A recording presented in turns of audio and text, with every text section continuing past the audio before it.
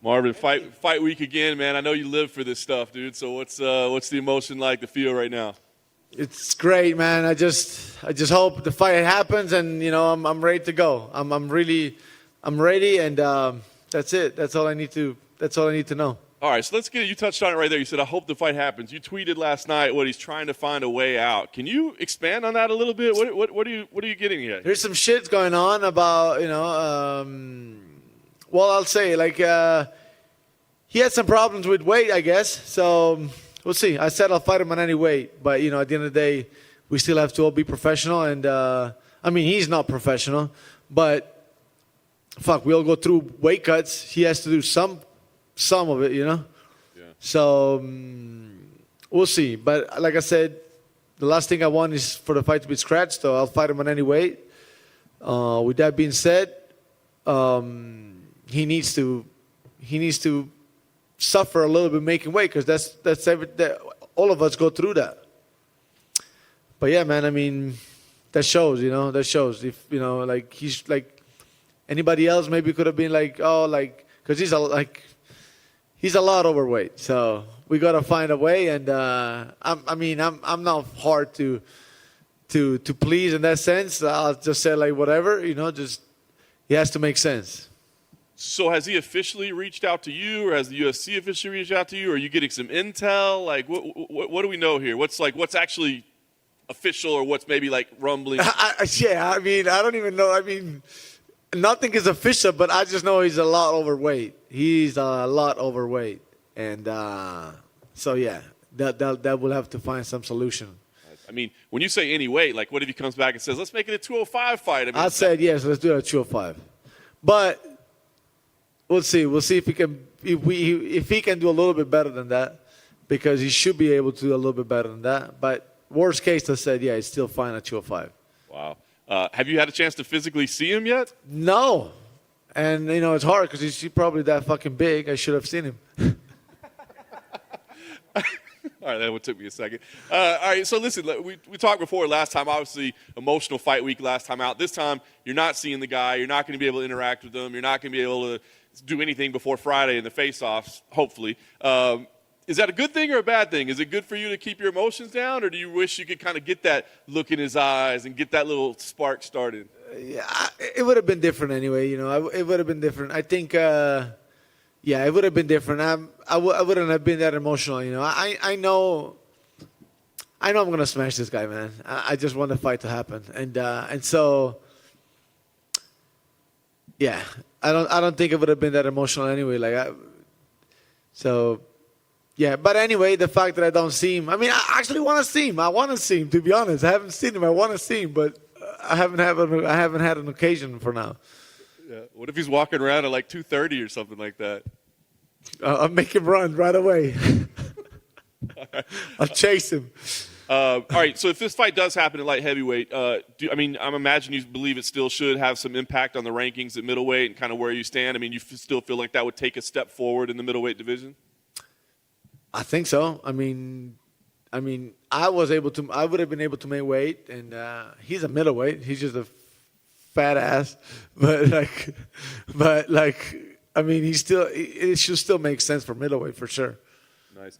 Outside of all this, we did find out that Paul Felder is going to be commentating your fight. Did that excite you a little bit, or are you? I knew he said it before that he was going to commentate my fight. Yeah, I just expect him to do his job. That's about it. Fair enough. Well, we'll see how the rest of this fight week plays out. I guess last thing for me, does the strategy, does the approach get any different if you're in a different weight class? Does a bigger guy force you to fight differently? Not really. Nah. Maybe little adjustment here and there in the fight, but not overall. You said that this fight might end up at 205. What does it say about Paulo's mentality that he's that overweight on a Wednesday of his fight week? I don't know what to make of his mentality, man. So many things could have been made at the same time. It could be the whole fake confidence, and I got to expect him the best version of himself, even though his weight is not good. I haven't seen him. He hasn't been posting much. I haven't seen much of him.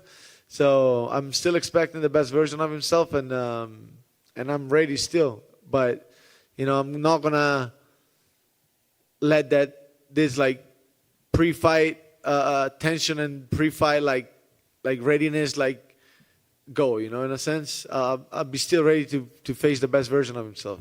It's kind of a bad sign though, right? If he hasn't fought in a year and then his first fight back is he's apparently unprofessional, doesn't do a good sign for his mentality, right?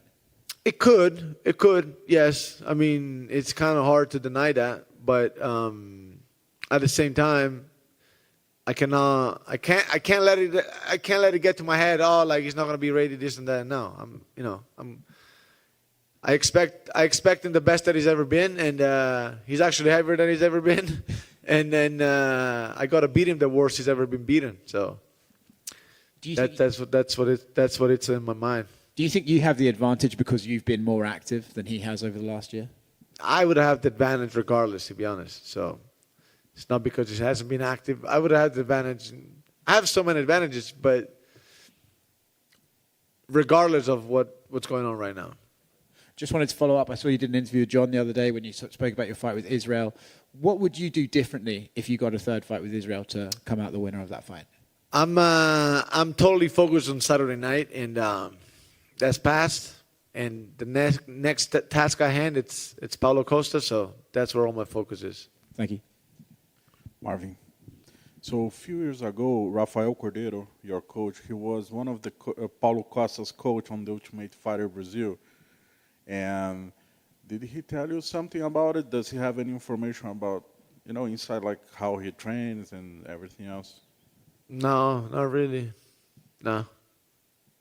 Where do you think you are better than him? I'm just superior as a striker, as a fighter in general. Like, he has a couple things he's good at, but he has a lot of holes. And I'm going to be able to pick him apart. I'm going to be able to read through whatever he does, and he's just way more basic than what I am. And so, with that being said, he's still dangerous, but I'm way better. Last one for me. As we know, Paulo Costa doesn't fight very often, like pretty much once a year. Do you think this is one of your advantages for this fight? Like I said, that's one of the advantages, but I got many more, to be honest.